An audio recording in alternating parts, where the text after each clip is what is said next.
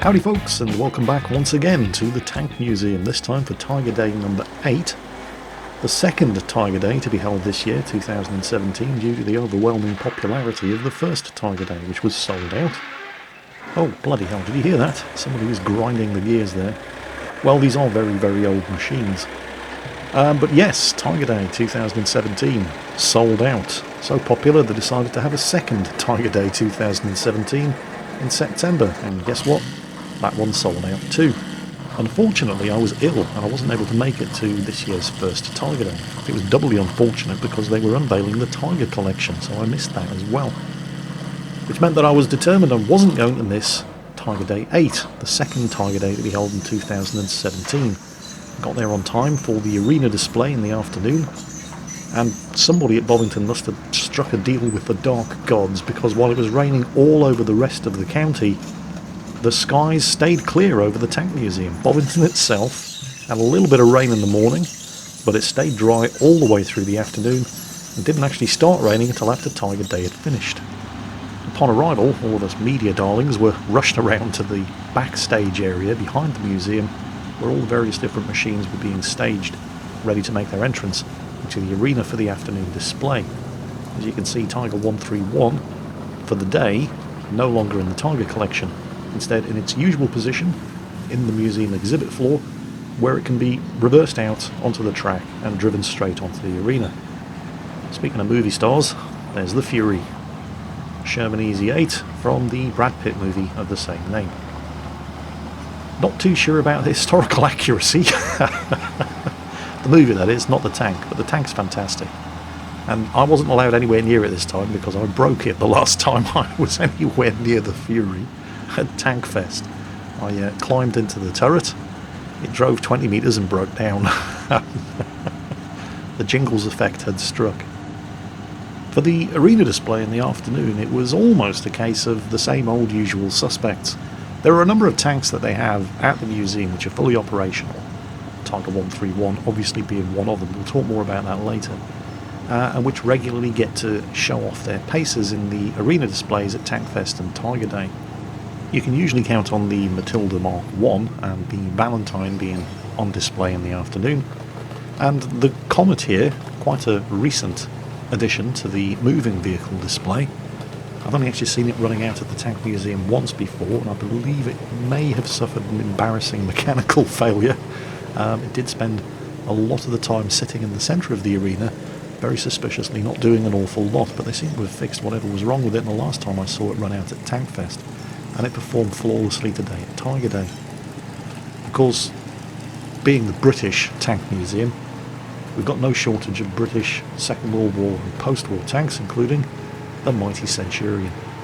This is the Mark VII version, I believe. Fantastically reliable and battle-proven British tank, possibly the most successful British tank ever. There was, of course, one surprise this year, a brand new addition to the lineup. Any World of Tanks players recognise this thing? It looks very, very similar to the Panzer 58 Mutz. Well, it's in the German tech tree, but it's actually Swiss. Tier 8 premium medium tank. This is the tank that was developed from the Panzer 58. This is the Swiss Panzer 61. It's basically an upgraded Panzer 58, but with a 105mm gun. And it was Tiger 131's turn to reverse out of the exhibition hall, take a place in the lineup for the afternoon arena display. Tiger 131, captured by the 48th Royal Tank Regiment, Churchill Mark III's, during April 1943 at a battle in Tunisia. It was rare, exceptionally rare, for a Tiger to be captured. Usually, if they were ever in danger of losing the tank and they couldn't recover it, the crew would set detonation charges and destroy the tank before, well, not before evacuating it, but after evacuating it, for obvious reasons. For some reason that didn't happen with Tiger 131. The tank took a hit under the gun mantlet, which wedged the turret ring, which meant that it couldn't basically bring its gun to bear on the Churchills that were closing to within 50 metres of its position. And the shot that struck the gun mantlet ricocheted down into the armour at the top of the tank, bursting through the driver's hatch and wounding the driver. It's alleged that the crew panicked and bailed out, which is kind of understandable given the position that they were in. sitting on a hilltop with Mark III Churchills closing to within 50 metres, shooting a machine gun at them. And they neglected to set destruction charges, although at the time there was no self-destruct kit on board a Tiger. Later versions of the Tiger during World War II were equipped with a basically handle that you could pull to detonate the ammo rack on a delayed fuse to give the crew time to get out. But the crew, for whatever reason, did not actually destroy the tank, so it fell into the hands of the British. The German heavy tank battalion, of which Tiger 131 was a part, did hold regular reunions after the conclusion of the Second World War. But the crew of Tiger 131, they refused to identify them, and they never invited them to the reunions. They didn't like to talk about them much. And finally, we've got well, this is actually the Canadian, as you can probably tell by the black maple leaf on the side of the turret, Canadian Leopard C1. Another fine example of German engineering. Just wait until you hear that thing running. There's nothing else like it, except perhaps a Merlin Spitfire engine. First into the arena for the afternoon display, Tank Museum's Valentine. I have to admit, I'm not entirely sure which version of the Valentine this is. It's at least a Mark 8 because it's got a 6-pounder gun. But it could also be a Mark 9 with an extra 30 horsepower in the engine, or possibly a Mark 10 with a redesigned turret, so it could also fit a coaxial machine gun. Let's take a closer look as it comes around, because if you can see a machine gun port for the coaxial machine gun in the turret front, then it's a Mark 10. And it does look like there is one there, right next to the 6-pounder gun. So it's definitely a Mark 10, not a Mark 8 or a Mark 9. Not quite sure how you'd tell the difference between a Mark 8 and a Mark 9 just from looking at it, because the only real difference was that the Mark 9 had an extra 30 horsepower in the engine. But that's definitely a Mark 10. Next up, the Tank Museum's exceptionally well-preserved Panzer Mark III. Designed by Daimler-Benz between 1935 and 1937 and produced by Daimler-Benz between 1939 and 1943, just short of 6,000 of these tanks were built in 14 different variants. This is the Model L, which is basically just a Model J, but with a long-barreled, high-velocity 50mm anti-tank gun. Now, a lot has been said, by me as well as many others, about the German insistence on over-engineering their equipment. And to illustrate, I'm going to talk about just one piece of the Panzer Mark III, what went into making it, and we're talking about the MG34. There are 3 of them fitted to the Tank Museum's Panzer III. There's one in the hull, in a ball mount, there's one fitted coaxially next to the main gun, and there's a further fitted to the commander's cupola on the top of the turret. This weapon was designed in the early 1930s by Rheinmetall, and it was designed to be used in a number of different roles, as an infantry weapon, as an anti-aircraft gun, and also to be fitted on vehicles, like the Panzer III. Now, to be any use as an anti-aircraft weapon, it had a fair rate of fire, so it positively ripped out the bullets. Unlike other general-purpose machine guns like the Maxim gun, the MG34 could rip the bullets out at around about 900 rounds per minute. We'll continue the story as the steward gets ready to move out. So anyway, yes, 900 rounds per minute, a pretty impressive rate of fire. And as you'd expect of anything German, it was beautifully made. It was constructed from rolled steel and had a number of attractive touches, such as a wooden, metal or Bakelite grip, detachable stock, detachable sights, a folding bipod, a huge array of very impressive maintenance equipment, all delivered in leather-lined wooden boxes. There was a heavy mount, an additional optical sight, it had a lightweight tripod too. It's fair to say the MG34 was the most elaborate machine gun ever built, with more than 100 individual parts on the main weapon. Unfortunately, there were drawbacks associated with having the most elaborate machine gun ever built, because it was bloody expensive. It required 50 kilograms of iron to produce every MG34, and the finished weapon only weighed 11 kilograms. All of that excess metal was just wasted.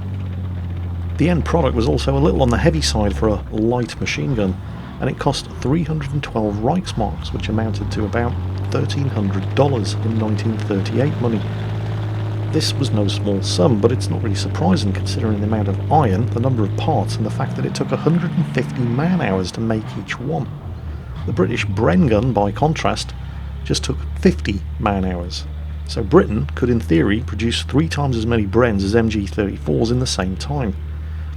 The other problem was that while there was a unique advantage in being able to lay down an incredible amount of bullets in any initial exchange of fire, there was a payoff being able to spit out lead at such a rate. The MG34 was air-cooled, but with 15 bullets per second detonating their charge in the breech and down the barrel, it soon got very, very hot. In fact, it quickly became so hot that the barrel started to melt. So the way around this was twofold. First, you had to maintain a very, very strict fire discipline and employ it in short, sharp bursts of a few seconds' length. And second, you had to change the barrel. A lot. Each MG34 had to be accompanied by 6 spare barrels, all of which had to be carried with the weapon itself. And unlike the Bren gun, it didn't have a quick change barrel. In order to prevent the MG34's barrel from very quickly turning into a puddle of molten iron, it was forbidden to fire more than 250 shots in one continuous burst from the same barrel. So what this meant in practice was that a well-trained MG34 machine gunner would expect to fire around about 120 rounds per minute. Funnily enough, that was the rate of fire of the Bren gun, which took a third of the time to make for a quarter of the price and had the same practical rate of fire, and could be operated by one man, whereas the MG34 needed a crew of 2, one to fire it and one to feed the ammunition belt, although in practice it actually took 10 people, an entire German infantry section, to properly service one MG34, because somebody had to carry the 6 spare barrels and all of the ammunition that was required to feed the thing. So, an effective machine gun, but very wasteful of resources and hideously expensive. And that machine gun is just one part of the German Panzer. When you compare it to something like the T-34 or the M4 Sherman or even the Comet, it's not hard to see why Germany lost the war. Germany was never really capable of fighting a long war. The operational reach of the German army, and by that I mean the range beyond which you start running out of fuel and ammunition and you're unable to resupply and continue offensive operations, was around about 350 miles. And that's fine if you're fighting a campaign in the West, in Europe, because you'd never really have to go further than 350 miles. And is one of the reasons why Germany was so successful in Western Europe. But when you start pushing into Russia, it's a very different matter indeed. Now, a lot's been made about the technical differences between Allied tanks and German tanks of World War II. More specifically, the poor armour on Allied tanks, which meant that they would generally take one hit from a German high-velocity 75 or 88mm gun, and they'd be knocked out. But here's something that might surprise you. By September 1942, the British General Staff, after consulting with the Tank Board, issued an order of priority of requirement of design. In other words, what they were looking for in tank design. Top of the list was reliability. They wanted tanks that didn't easily break down. Second on the list was a high-velocity gun, like the high-velocity 75mm gun that you can see on the Comet here. Third on the list, speed. The Comet here could do 51 km per hour. Fourth on the list, endurance, the operational range of the tank. Remember, we were talking about the German army's operational reach. After 350 miles of continuous combat operations, things started to break down in the German army. At the outbreak of World War II, Germany was actually a country of quite strange contrasts.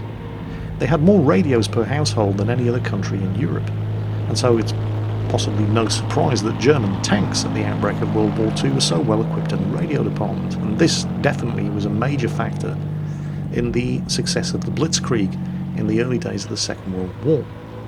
However, at the same time, Germany was also the least motorised country in all of Europe. And that can have surprising consequences when, a couple of years later, you're fighting hugely mobile battles in the deserts of North Africa and the steppes of Russia.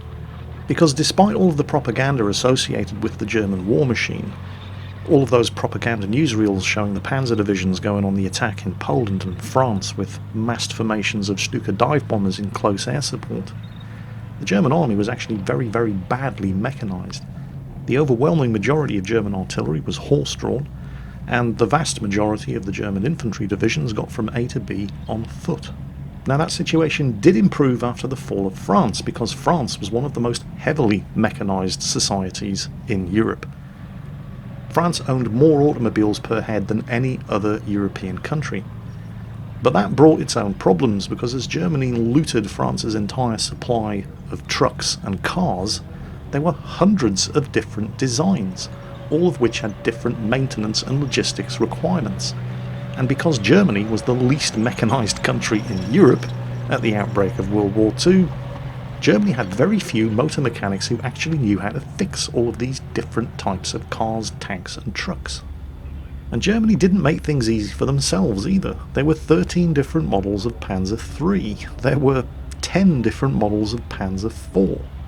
7 different types of Tiger, not including the Tiger II. 3 different types of Panther. It was an absolute logistical nightmare, and that's before we even get started on the Luftwaffe. The Bf 109 alone had something like 13 different models and subvariants, all of which required different maintenance and logistics requirements. The Allies, by contrast, issued a very specific list of requirements for their tanks. Top of the list, reliability. They didn't want their tanks breaking down, so the M4 Sherman and the T-34 definitely ticked those boxes. Second, high velocity gun.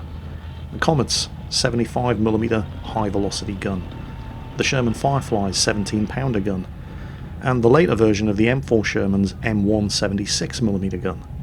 Third, speed. They needed the tanks to be fast. The Comet could do 51 km per hour. Depending on the variant, the Sherman could manage up to 48 km per hour, and the T-34 could manage 53. Next, endurance. This is all part of the operational reach. How far can the tank go before it either has to be repaired or refueled?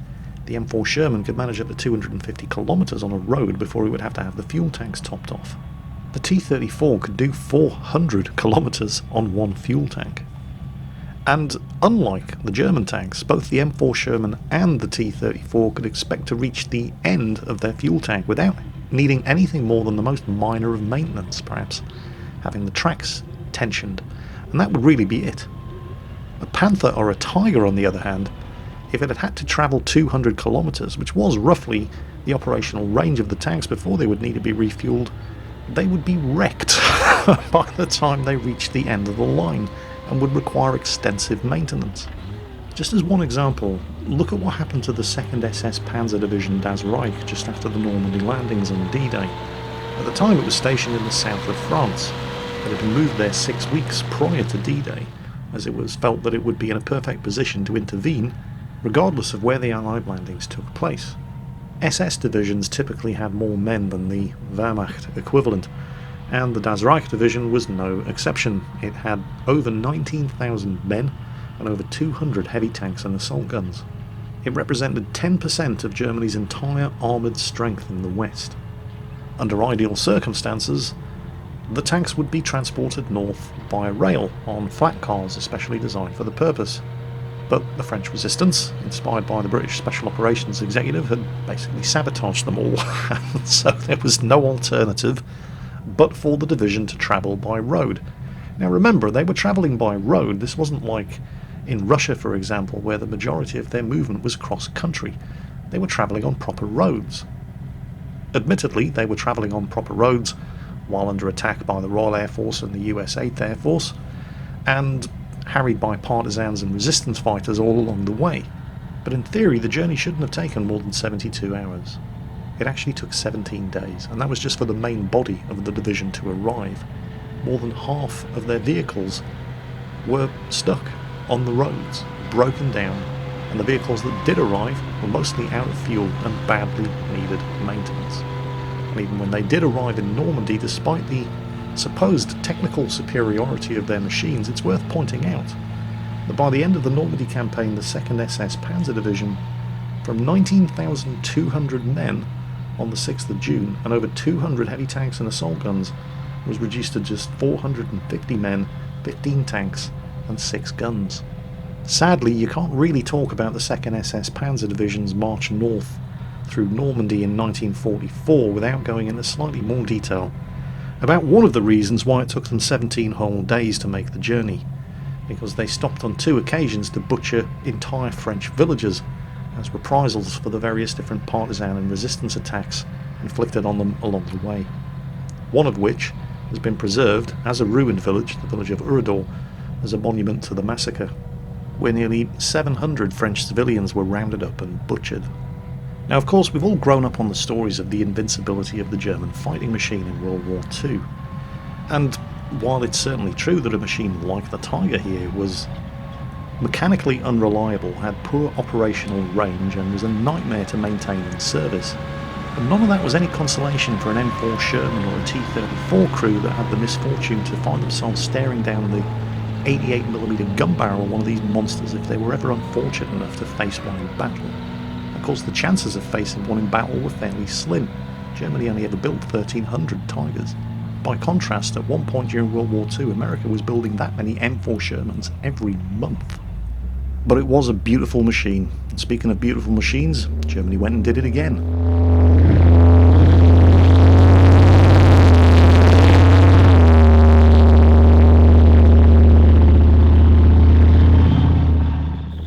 I never get tired of that sound.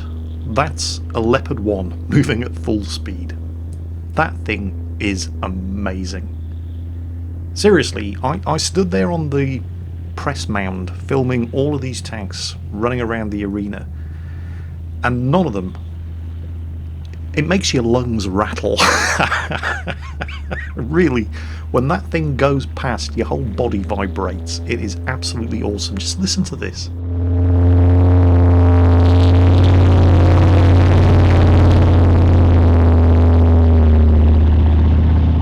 It is amazing. I mean, I have some pretty good sound equipment. I use a Rode Podcaster shotgun mic to record these videos, but it's no compensation for being there. The only thing that sounds better than a Leopard barreling past at full speed is a Supermarine Spitfire Merlin engine.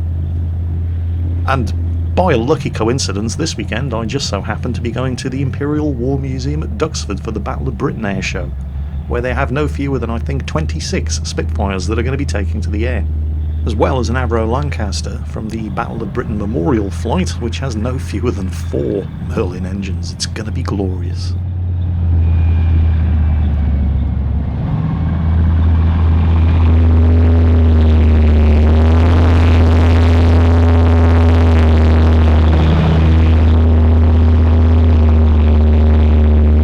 Germany, seriously, stop making such beautiful machines. It's not fair.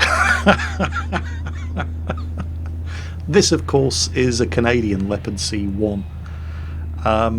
Wow. What a machine. I was never really a big fan of the Leopard. I just thought, well, I don't see what everybody's getting so excited about. I mean, the armour's terrible. Alright, it's got a good gun, it's highly mobile, but yeah. And then I stood next to one. I think it was at Tankfest a year or two ago, in exactly this situation, and had a Leopard drive past at full speed for the first time ever, and suddenly I got it. Suddenly I understood.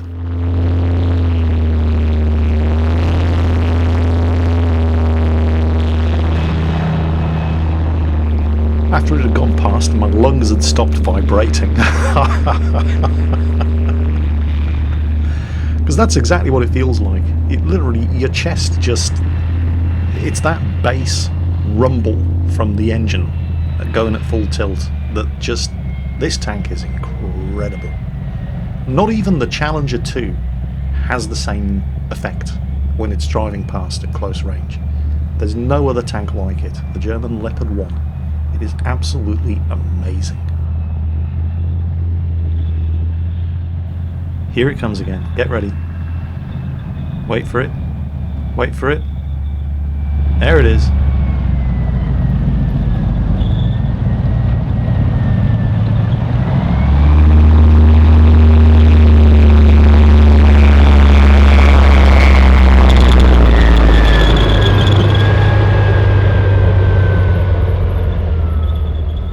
Yep, I will never get tired of hearing that. It is just, I mean, I'm sorry, but listening to it on YouTube is no consolation for actually being there. It's something that you have to experience live. And you can do that at the Tank Museum. Tiger Day, Tankfest, they love running the Leopard out because there's just no other machine that sounds like it. Anyway, that was Tiger Day 8 at the Tank Museum in Bovington. Unfortunately, I missed Tiger Day 7 held earlier this year due to illness, so I missed the unveiling of the Tiger collection, but I was able to make it down this weekend for Tiger Day 8, and it really was fantastic. It was nice to see the old Panzer 61. I was aware that the tank museum had one, but I had no idea that it was operational, so this was the first time I've ever seen a Panzer 61 running under its own steam, so that was a bit of a treat. But it's always good to see Tiger 131 running around, and the Leopard never fails to disappoint. Hope you enjoyed the video. As always, take care, and I'll catch you next time.